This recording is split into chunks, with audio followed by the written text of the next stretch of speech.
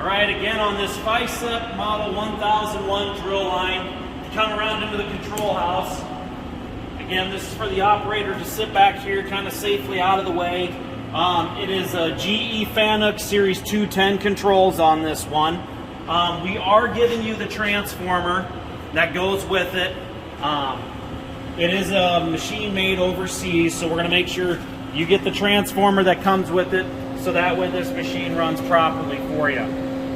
Now it will be up to the buyer to disassemble this machine. There's too many sensors and everything.